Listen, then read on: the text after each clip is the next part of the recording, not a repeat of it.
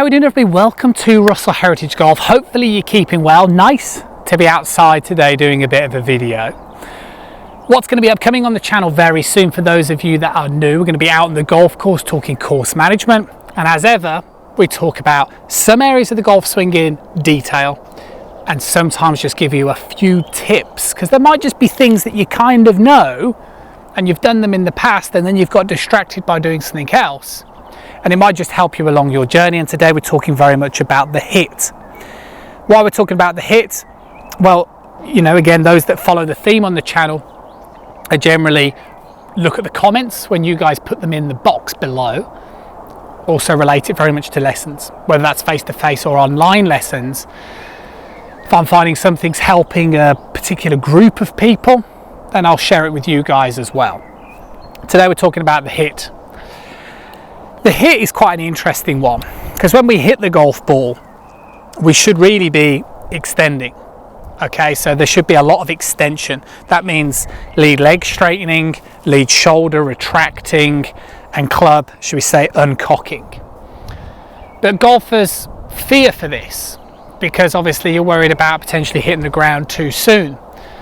But the interesting thing is actually if you started to practice uncocking the club and rotating and getting through and moving the lead leg more towards the target and retracting the shoulder, you'll find that there's a great possibility that it would actually encourage you in the transition to the golf swing, which is the start to the downswing, to get on top of the ball. So what I mean is, let's say that somebody who doesn't possess great extension and rotation through the ball will generally look quite hampered, and impact would look quite flicky and scoopy. So therefore that golfer, the last thing they're going to really find that relatable as a hit is to try and stay down and maybe get over the ball, because from here that golfer's not used to rotating, so they kind of just feel like they're massively going to get stuck. And that's why I think it's a really good opportunity to just liberate yourself and do a couple of the drills that I'm suggesting. First one, take the club, flip it over, right? So you're holding the shaft, not the club head, but the other end of the club, so you're taking all the weight out of it. Lead hand only, swing it back, cock it, create this angle, uncock it. Now, don't do it too hard because you'll hurt your wrist, but just do it so that you can hear a little kind of swoosh. Yeah. Now, that's no good because it's over here. So then what we're going to do is we're going to try and feel like we're swooshing it post. Yeah. Post the ball. Like so. And then what you're going to do is you're going to really let that shoulder come back up and behind you.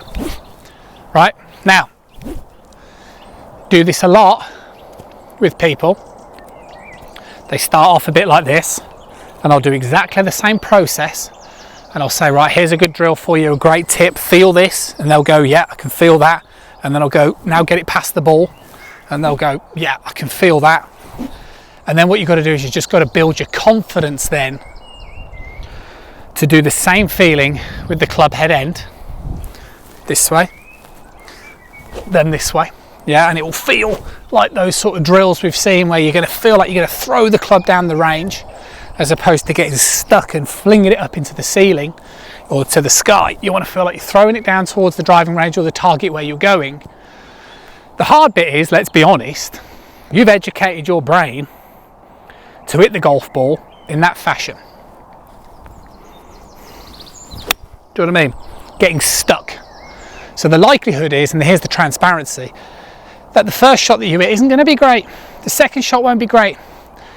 And the key thing is that you keep practicing whilst you're doing these sort of drills at home in the garden, control the low point. And that's why today's a good opportunity, because I'm out here on grass and all I'm going to do is just concentrate on brushing the grass, yeah, like that, and then I move my target a little bit, right, and then I choose a different blade of grass, swing it back, yeah, there we go, a little bit divotty. But you see my point, because what you're going to do, or shall we say what happens, is when you change something and you also change the speed and the intensity that you're doing it, which, let's be honest, this is what you're doing, because if you were chipping, you ain't going to start extending, are you? Because there's no need.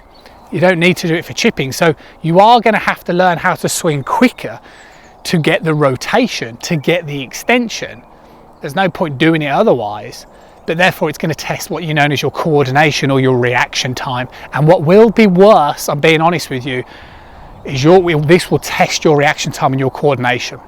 So rather than heading down the range and just kind of trying to do this drill, and then you hit the first 3 shots where you don't get anywhere near the ball and you put the clubs in the bag, or you go back to type, then start to go out, find a bit of grass, start to brush the grass. If you haven't got grass, get yourself a bit of artificial turf, brush the line consistently, but making sure that you're still doing these drills and these feelings. And 100% what will happen, and I've seen it happen hundreds of times and tens of times really recently, the golfers that persevere, that are brave enough, and they carry on practicing in this fashion, eventually start to catch maybe 1 in 10, then it's 3 in 10, then it might turn into 5 in 10. And then eventually you're going to have a much better golf swing. And it's a really important thing to help you hit through the ball, is to understand these are the patterns of movement. And that is a great little tip as to how you're going to do it.